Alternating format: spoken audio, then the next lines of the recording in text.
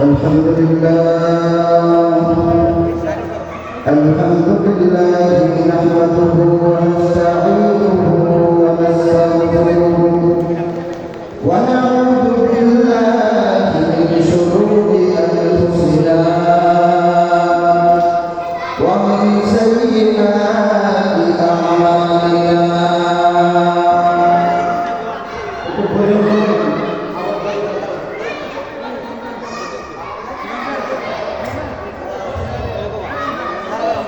من يهده الله فلا مضل له ومن يضلله فلا هادي له ونشهد أن لا إله إلا الله وحده لا شريك له لا جد له ولا ند له ولا ند له ونشهد أن سيدنا وسندنا وحبيبنا وحبيب ربنا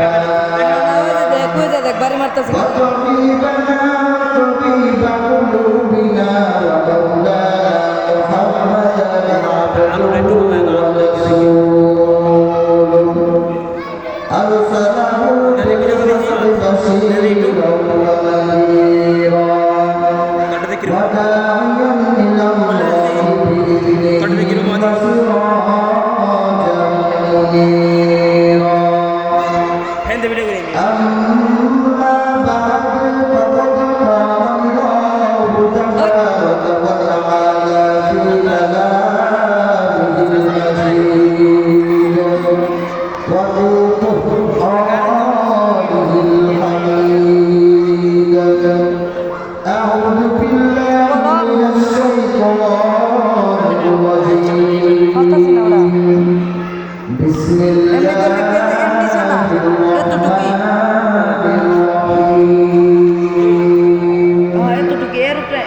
إن الذين قالوا ربنا الله ثم استقاموا تتنزل عليهم الملائكة ثم استقاموا فلا خوف عليهم ولا هم يحزنون صدق الله المولانا العظيم وصدق رسوله النبي الكريم ونحن على ذلك من الشاهدين والشاكرين والحمد لله رب العالمين.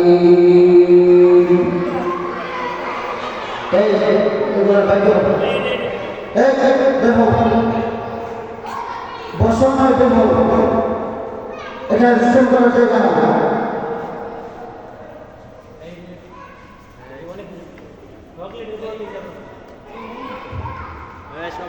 আল্লাহ পাকের দরবারে অসংখ্য শুকরিয়া যে মহান রব্বুল আলামিন আমাকে এবং আপনাদেরকে একটা মজলিসে আসার এবং বসার তৌফিক দান করেছেন। এই জন্য শুকরিয়া আদায় করি আলহামদুলিল্লাহ। আল্লাহ পাক রব্বুল আলামিন আমাদেরকে এই জমিনে পাঠিয়েছেন একমাত্র আল্লাহর গোলামি করার জন্য। আল্লাহ পাক আমাদেরকে এত পরিমাণে নিয়ামত দান করেছেন, এত পরিমাণে নিয়ামত আল্লাহ বান্দাদেরকে দান করেছেন। আল্লাহ পাক রব্বুল আলামিন বান্দাদেরকে কোন নিয়ামত থেকে বঞ্চিত রাখেন নাই। বান্দা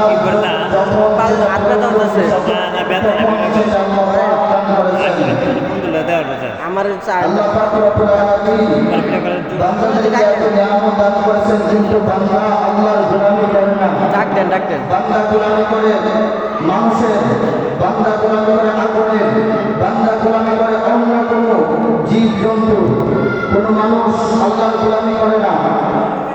এমন মানুষ আছে আমাদের টাইম হয় দোকানপাটে বসে থাকে, আড্ডা মারে, মুয়াজ্জিন আযান দেয়, কিন্তু আযানের মধ্যে মসজিদে শরীক হয় না। এমন মুসল্লিও আছে। তখন তাকেও আল্লাহ তাআলা নিয়ামত দিয়েছেন। আল্লাহ পাকের নিয়ামত থেকে বঞ্চিত রাখেন না। আগে বসেন, খালি জায়গা বসেন, আগে বসেন। আপনি আবার আল্লাহ পাক বান্দাদেরকে নিয়ামত থেকে বঞ্চিত রাখেন না। বান্দা গুনাহ করলে আল্লাহ নিয়ামত দেন। আল্লাহকে অপমানিত করে আল্লাহর বিরুদ্ধে কথা বলে তারপরে আল্লাহ সেই বান্দাকে আল্লাহ নিয়ামত থেকে বঞ্চিত রাখে না। কেন রাখে না? আল্লাহ পাক এত নিয়ামত দান করেছেন, দেওয়ার পরে ফেরেশতা আল্লাহ পাকের কাছে বলেন, তোমার বান্দাকে তুমি এত নিয়ামত দান করেছো, তোমার বান্দা তো তোমার হুকুম মানে না। আল্লাহ পাক উত্তর দেয়, হে ফেরেশতারা শোন, আমি আমার বান্দাকে যে পরিমাণ নিয়ামত দান করেছি, আমার বান্দাকে যদি আমি সামান্য চুল পরিমাণ যদি আমি মুসিবত দেই, তখন আল্লাহ আমাকে তখন আল্লাহ তখন আমাকে বান্দা সতর্ক করবে। আল্লাহ পাক যদি মানুষ আছে আল্লাহ পাকের নিয়ামত করার পরে আল্লাহর হুকুম মানে না, আল্লাহ দেওয়া দান শক্তি ব্যবহার করে, আল্লাহ দেওয়া জবান ব্যবহার করে, আল্লাহ দেওয়া প্রত্যেকটা নিয়ামত সে ভোগ করে, তারপরে আল্লাহ দেওয়া হুকুম সে মানে না। কেন মানে না? আল্লাহ পাক তাকে কোনো মুসিবতে ফেলান না। যদি মুসিবতে ফেলাইতেন তাহলে সেই মানুষটা আল্লাহ ইবাদত করত। এই জন্য সেই লোকটাকে আল্লাহ তাআলা তখনই মুসিবত দিয়েছেন, তার শরীরে রক্তগুলি চলাচল রক্ত চলাচল বন্ধ করে দিয়েছেন। তখনই ডাকে আমার হে আমার প্রভু,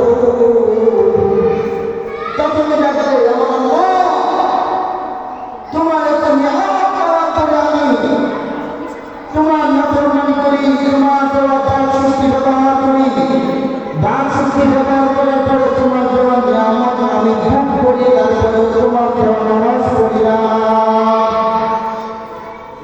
আল্লাহ পাক এত নিয়ামত দান করেছেন, বান্দা তুমি জিজ্ঞাসা করতে পারো কোন নিয়ামত আমরা তো দেখি না।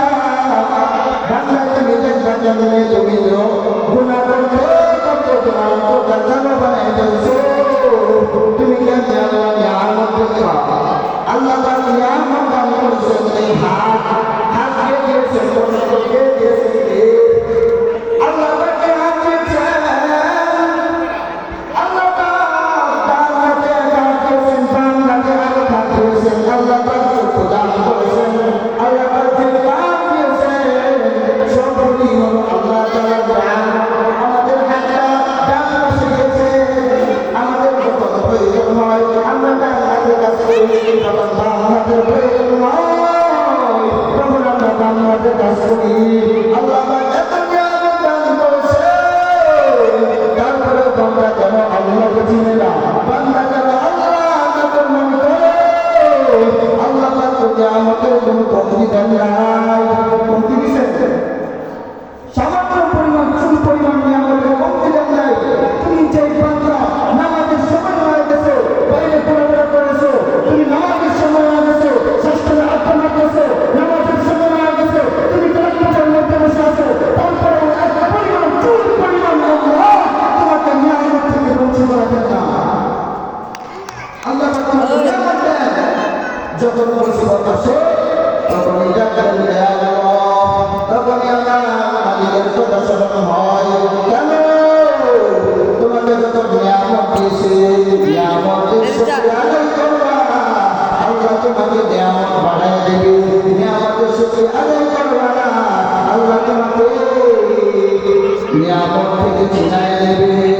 তখন আল্লাহ মুসিবত দান করবে। আল্লাহ নিয়ামত বান্দাকে দিয়েছেন, বান্দা আল্লাহ নিয়ামতের শুকরিয়া আদায় করবে। শুকরিয়া আদায় করে পরে আল্লাহ তাআলা বান্দার কাছ থেকে নিয়ামত ছিনায় নেবে। এই জন্য আল্লাহ পাক এত নিয়ামত দান করেছেন। যে চক্ষু আমাদেরকে দান করেছেন, যে চক্ষু এত উপরে সূর্য, সেই সূর্য আমরা চোখে দিয়ে দেখতে পাই। এত উপরে সূর্য, সব সূর্য এত উপরে প্রথম আসমান আমরা নিজের চোখে দেখতে পাই, ক্লিয়ার দেখতে পাই। যার চোখ নাই সে বুঝে চোখের কতটুকু নিয়ামত, যার হাত নাই সে বুঝে হাতের কতটুকু নিয়ামত, যার পা নাই সে বুঝে পার কতটুকু নিয়ামত। আল্লাহ পাক এত এত নিয়ামত দান করেছেন।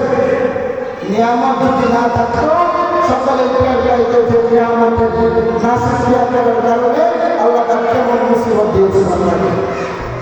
এই জন্য এত নিয়ামত দেওয়ার পরেও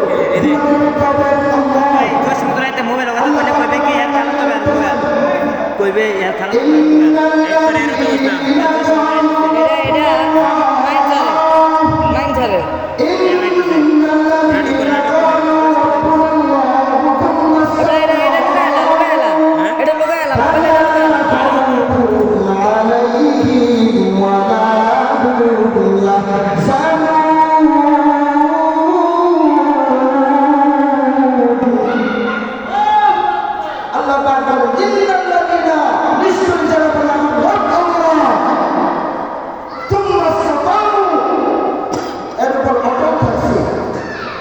শুধু মুখ দিয়ে স্বীকার করছে আমার আল্লাহ এবং এর উপর অটল থাকছে। কেমন অটল? শুধু বলছে আমার আল্লাহ, মুখ দিয়ে স্বীকার করছে আমার আল্লাহ। যত বাটে আসুক না কেন, যত ইহুদি খ্রিস্টান বৌদ্ধ নাসারা যত টাকা হোক না কেন, তারপর আমি আল্লাহকে বলবো না আমি আল্লাহ দ্বিতীয় পূজা করতে পারি না, আমি কয়েক আল্লাহ পূজা করবো। এই কথা স্বীকার করছে এবং আল্লাহ তাদের কথা স্বীকার করে এর উপর অটল থাকছে। ওয়ালা খাউফুন আলাইহিম ওয়ালা হুম ইয়াহজানুন। ওয়ালা খাউফুন, আল্লাহ পাক বলে তার কোনো ভয় নাই, ওয়ালা হুম ইয়াহজানুন, তার কোনো চিন্তাও নাই। আল্লাহ বলে স্বীকার করবেন, অন্তরে ফিট করবেন। আর যত পথে আসুক না কেন, আসার পরে আমার এক আল্লাহ নিবারক কর্মীদের উপর বিশ্বাস রাখতে হবে। যদি বিশ্বাস রাখেন আর এই উপর অটল থাকেন, আল্লাহ পাক বলেন কোনো ভয় নেই, কোনো সন্দেহ নেই। ঠিক কিনা বলে? যেমন আমার নবী বিশ্বনবী রাহমাতুল আলামিন সাইয়্যিদুল মুরসালিন খাতামুন নবিয়্যিন কেমন ছিলেন? আল্লাহ পাক দুনিয়াতে পাঠাইছেন দ্বীনের কথা বলার জন্য। দ্বীনের কথা বলার জন্য আল্লাহ পাক পাঠাইছেন। এক আল্লাহ ইবাদত করছেন। যখন তাইফের ময়দানে আমার নবী দাওয়াত দিয়ে দিলেন, তাইফের যুবকরা, তাইফের লিডাররা যুবকদেরকে নিয়ে দিতে চাও, তোমরা আমার নবীকে, তোমরা এই নবীকে মুহাম্মদকে তোমরা কষ্ট দাও, মুহাম্মদের পরে আমার নবীর মাথা নিক্ষেপ করে মুহাম্মদের শরীর থেকে জল জল করে রক্ত বের হয়, রক্ত বের হয়ে জুতার মধ্যে আটকে দিচ্ছে। আল্লাহ পাক জানতে পারেন জিবরাইলে, তখন যা আমার নবী আমার মুহাম্মদকে কষ্ট দিয়েছে এই কালামের পেগাম্বরকে শেষ করে দে। যখন জিবরাইল আমিন আলাইহিস সালাম দুনিয়াতে আসছেন, আসার পরে বলতেছেন, ও নবী আপনি বলুন, আপনি শুধু একটা পাহাড় বানাতেন, আমি জিবরাইল দুই পাহাড়কে এমনভাবে চাপ দিয়া এই তায়েফকে ধ্বংস করে দেব। আল্লাহ নবী তখন উত্তর দিলেন, ও ভাই জিবরাইল, তুমি তো বলছো শেষ করে দিবা, কিন্তু তারা তো ইমান আনে না, একেবারে তার কোনো সন্তান তার নাতি পুরীরা ইমান আনবে। এই জন্য আমার নবী এত মায়ের নবী ছিলেন, কিন্তু এত কষ্ট আসার পরে এক আল্লাহ স্বীকার করছে আমার নবীকে। কাফেররা বলেছিল, মুহাম্মদ তোমরা ধর্ম বাদ দাও, তোমরা আমার ধর্মে চলে আসো। আমার নবীকে যখন বললেন, তখন নবী বলেন, না না, আমি এক আল্লাহর উপর বিশ্বাস করি, এক আল্লাহর উপর ঈমান আনি, আমি অন্য কাউকে বিশ্বাস করতে পারি না, আমি অন্য কাউকে মানি না। আল্লাহ নবীকে বলে, মুহাম্মদ তুমি যদি চাও তোমাকে আমি মক্কার বাদশা বানায় দেব, মক্কার নেতা বানাই দেব, তাও বলো তুমি আমার ধর্মে চলে আসো। এই কথা বলেছে কাফেররা। আমার নবী উত্তর দিছে, জীবন চলে যেতে পারে, কিন্তু তারপরে আমি আল্লাহর বিরুদ্ধে আচরণ করব না। এত কষ্ট নবী করছে, তারপরে আল্লাহ তার অটল থাকছে, এক আল্লাহকে ভুলে নাই। যেমন হযরতে বেলাল, কালো বেলাল, ওই যে কালো বেলাল ইসলাম গ্রহণ করছে, উমাইয়া ইবনে খালদের বিরুদ্ধে আসছিলেন। কালো বেলাল উমাইয়া ইবনে খালদ যখন শুনলেন হযরতে বেলাল ইসলাম গ্রহণ করছে, যখন শুনলেন, শোনার পরে যখন শুনছেন কালো বেলাল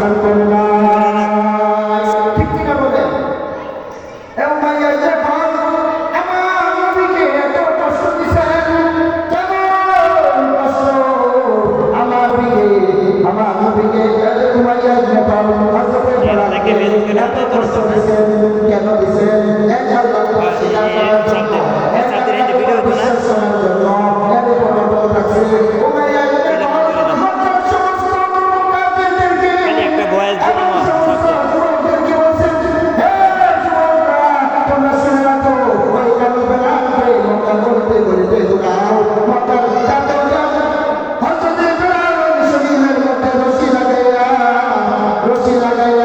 ঘুরতেছে কালো হযরতে বেলাল শরীর থেকে রক্ত ঝরতেছে তারপরে বলে আল্লাহ বলছে আমার আল্লাহর বিরুদ্ধে আচরণ করে নাই এমন হযরতে বেলাল যখন উমাইয়া যখন শুনলো তখন উমাইয়া যখন কষ্ট দিতেছে হযরতে বেলাল কেমন করে তখন আহা করে আমার আল্লাহকে ভুলে না আমার আল্লাহকে ভুলে না কালো বেলাল তখন হযরতে বেলাল রাদিয়াল্লাহু তাআলা পাথর নিয়ে করতেছে এত কষ্ট দিতেছে মুখের দিকে পাথর বুকের মধ্যে পাথর চাপিয়ে দিছে তারপরে হাত করে আল্লাহ বন্ধ করে দেওয়ার পরে বেলালকে যখন জবান বন্ধ করে দিল তখন আল্লাহ এই শাহাদাত আঙ্গুল তুলে আসমানের দিকে আঙ্গুল তুলে রাখছে যখন আঙ্গুল তুলে রাখছে তারপরে ওই দুনিয়াতে করবেন লোকেরা আমার কালো বেলালের হাতটা ভেঙে দিছে ভেঙে দেওয়ার পরে আকাশের দিকে আঙ্গুল তুলতে পারে না কালো বেলাল কি করবে তখন কালো বেলাল দুটা চোখ করে উপর দিকে তাকিয়ে রাখছে উপরে তাকিয়ে রয়েছে আকাশের দিকে আর শিক্ষা দাঁড়াইতে পারে না তারপরে ওই কালো বেলালকে চোখ বন্ধ করে দিছে তারপরে কালো বেলাল আল্লাহকে বলে নাই এই জন্যই তো বেলাল ফুলানে পড়তাছে হযরতে বেলাল ক্যামেরা ধরো